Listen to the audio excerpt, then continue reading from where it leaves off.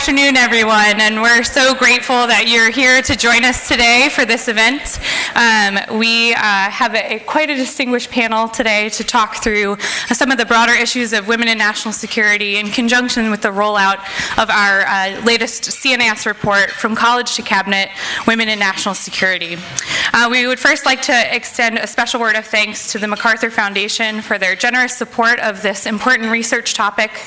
They've really invested in us to tackle this issue. I also would like to point out three of the co-authors of the report, Phil Carter, Amy Schaefer, and Andrew Swick here in the front. Please feel free to talk to them afterwards as well. So the United States faces a vast set of threats to our national security. The nation faces potential challenges from China, Russia, North Korea, Iran. The threat of dispersed forms of terrorism span from across the globe. In meeting these threats, we will need to employ the top talent in our Department of Defense, our State Department, our intelligence community, on the professional staffs of Capitol Hill, and on the National Security Council.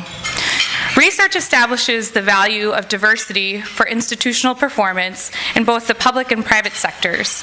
Private firms with greater gender diversity in leadership positions outperform their competitors. When women are involved at the table for conflict negotiations, we see qualitatively different outcomes. And the team of CIA analysts who found Osama bin Laden was comprised entirely of women. Yet throughout history, the talent pool of women has been underutilized in the national security sector. While trends over the last 40 years, and in particular in the post-9/11 era, have shown an increase in the representation of women throughout the national security departments, agencies, and councils, women still remain in the minority of leadership positions. As we scan the horizon, we see a different picture.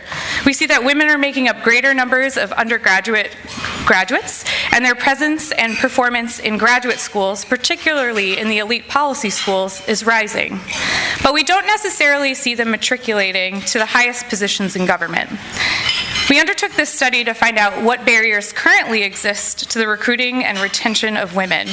Where do we lose them in the pipeline, and are there ways to either retain them or build new on-ramps for them later in their career paths?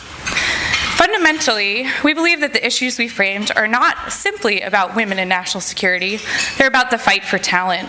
Issues that we once viewed as applying only to women, such as work-life balance or the wrestling with parenthood and careers, are now critical for driving factors for retention in the entire workforce, men and women alike. Never before has the exigency for placing the right talent in the right positions been more critical.